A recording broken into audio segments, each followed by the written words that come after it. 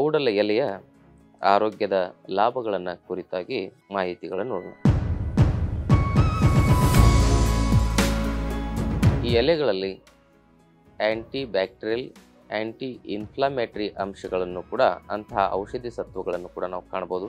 ನಮ್ಮ ಜಾಯಿಂಡಿಸ್ ಮತ್ತು ಕಾಮಾಲೆ ರೋಗವನ್ನು ಪ್ರತಿಶತ 98% ಜನರಲ್ಲಿ ಕೇವಲ ಒಂದೇ ದಿನದಲ್ಲಿ ನಿವಾರಣೆ ಮಾಡಬಹುದು. ಈ ನೋವು ನಿವಾರಕ ಔಷಧಿಯಾಗಿ ಇದು ಕೆಲಸ ಮಾಡ್ತದೆ ನ್ಯಾಚುರಲ್ ಆಗಿ.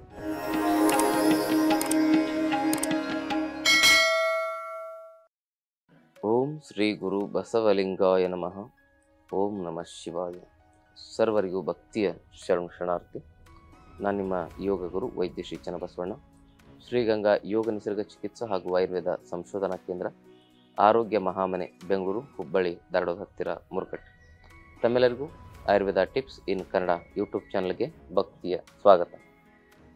ಆತ್ಮೀಯರೇ, ಇವತ್ತಿನ ಸಂಚಿಕೆಯಲ್ಲಿ ಈ ಔಡಲ ಎಲೆಯ ಆರೋಗ್ಯದ ಲಾಭಗಳನ್ನು ಕುರಿತಾಗಿ ಮಾಹಿತಿಗಳನ್ನು ನೋಡೋಣ.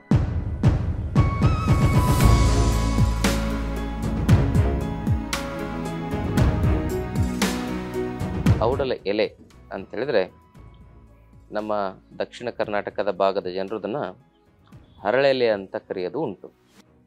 ಸಂಸ್ಕೃತದಲ್ಲಿ ಇದನ್ನು ಎರಂಡ ಅಂತ ಹೇಳಿ ಕರೀತಾರೆ. ಈ ಒಂದು ಎಲೆಗಳಲ್ಲಿ ಅದ್ಭುತವಾಗಿರ್ತಕ್ಕಂಥ ವಾತಹರ ಔಷಧಿ ಸತ್ವ ಇರೋದನ್ನು ನಾವು ಕಾಣಬಹುದು. ವಾತಶಾಮಕವಾಗಿ ಇದು ಕೆಲಸ ಮಾಡುತ್ತೆ. ಜೊತೆಗೆ ಈ ಎಲೆಗಳಲ್ಲಿ ಆ್ಯಂಟಿ ಬ್ಯಾಕ್ಟೀರಿಯಲ್ ಆ್ಯಂಟಿ ಇನ್ಫ್ಲಮೇಟರಿ ಅಂಶಗಳನ್ನು ಕೂಡ ಅಂತಹ ಔಷಧಿ ಸತ್ವಗಳನ್ನು ಕೂಡ ನಾವು ಕಾಣ್ಬೋದು.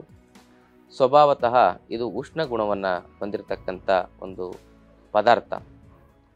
ಹಾಗೂ ಇದರ ಎಲೆಗಳನ್ನು ನಾವು ಯಾವ ಆರೋಗ್ಯದ ಸಮಸ್ಯೆಗಳ ನಿವಾರಣೆ ಮಾಡ್ಕೊಳ್ಳೋದ್ರಲ್ಲಿ ಬಳಕೆ ಮಾಡ್ಬೋದು ಅನ್ನೋ ವಿಚಾರಗಳನ್ನ ತಿಳ್ಕೊಳ್ಳೋದಾದರೆ, ದಿ ಮೋಸ್ಟ್ ಇಂಪಾರ್ಟೆಂಟ್ ಇದರ ಒಂದು ಪ್ರಯೋಗ ಅಂತ ಹೇಳಿದ್ರೆ ಜಾಯಿಂಡಿಸ್ನಲ್ಲಿ, ಕಾಮಾಲೆ ರೋಗ ಅಂತ ಕರೀತಾರಲ್ಲ, ಭಾಳ ಜನ ಈ ಸಮಸ್ಯೆಯಿಂದ ತುಂಬ ತೊಂದರೆ ಅನುಭವಿಸ್ತಾ ಇರ್ತಾರೆ. ಇದರ ಒಂದು ವೈಪರೀತ್ಯದಿಂದ ಕೆಲವು ಸಂದರ್ಭದಲ್ಲಿ ಸಾವು ಕೂಡ ಸಂಭವಿಸ್ತಕ್ಕಂಥ ಚಾನ್ಸಸ್ಗಳು ಇರ್ತವೆ.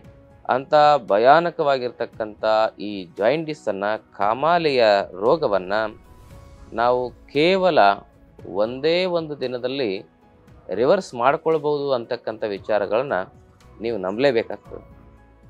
ಖಂಡಿತವಾಗಿಯೂ ಈ ಒಂದು ಎಲೆಯನ್ನು ನಾವು ಬಳಕೆ ಮಾಡೋದನ್ನು ಸರಿಯಾಗಿ ತಿಳ್ಕೊಂಡ್ರೆ ನಮ್ಮ ಜಾಯಿಂಡಿಸ್ ಮತ್ತು ಕಾಮಾಲೆ ರೋಗವನ್ನು ಪ್ರತಿಶತ 98% ಜನರಲ್ಲಿ ಕೇವಲ ಒಂದೇ ದಿನದಲ್ಲಿ ನಿವಾರಣೆ ಮಾಡಬಹುದು.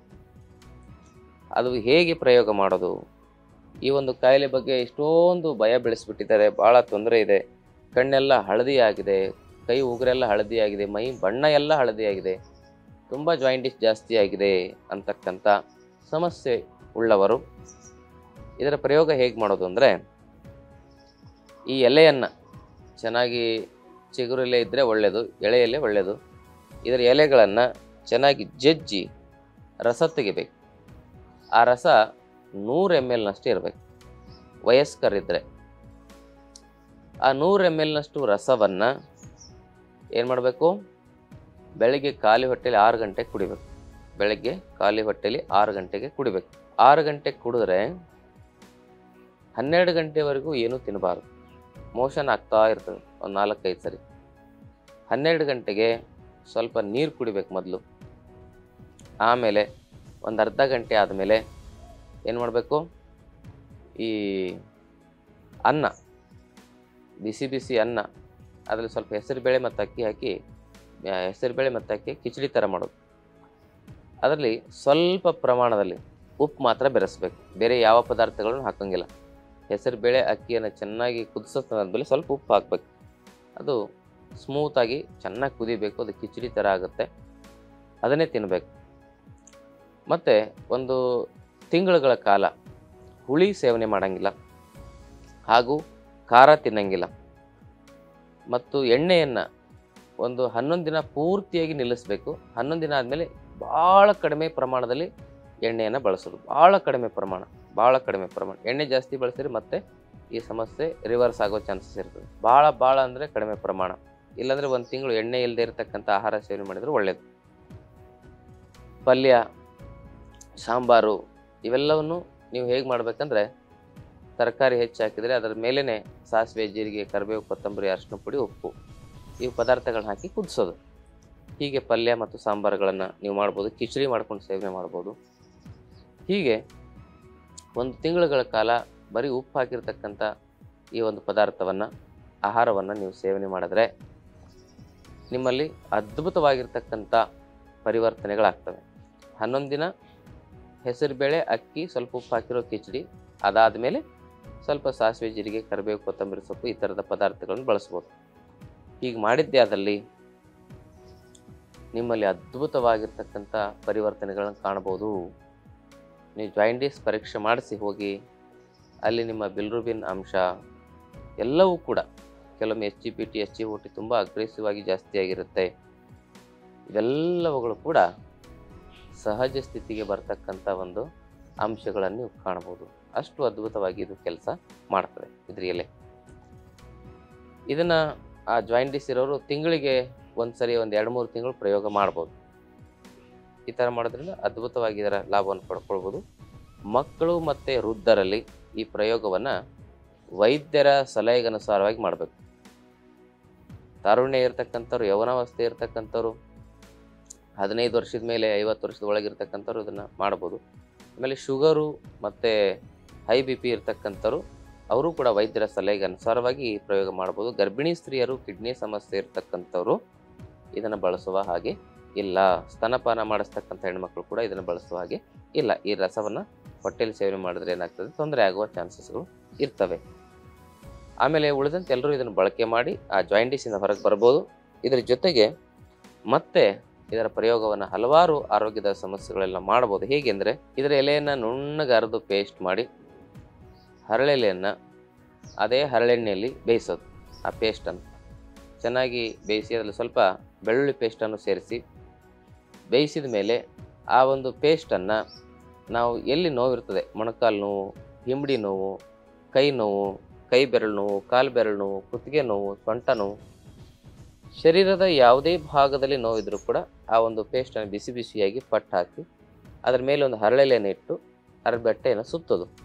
ರಾತ್ರಿ ಈ ರೀತಿ ಮಾಡಿ ಮಲಗಿ ಬೆಳಗ್ಗೆ ಅದರ ಮೇಲೆ ಬಿಸಿನೀರು ಹಾಕೋದ್ರಿಂದ ನೋವು ಮಾಯವಾಗಿರ್ತದೆ. ಅಷ್ಟು ಅದ್ಭುತವಾಗಿ ಈ ನೋವು ನಿವಾರಕ ಔಷಧಿಯಾಗಿ ಇದು ಕೆಲಸ ಮಾಡ್ತದೆ. ನ್ಯಾಚುರಲ್ ಆಗಿ ನೋವು ನಿವಾರಕ ಔಷಧಿಗಳನ್ನು ತೆಗೆದುಕೊಳ್ಳೋದ್ರಿಂದ ಕಿಡ್ನಿ ಮೇಲೆ, ಲಿವರಿನ ಮೇಲೆ ದುಷ್ಪರಿಣಾಮ ಆಗೋ ಚಾನ್ಸಸ್ ಇರ್ತವೆ.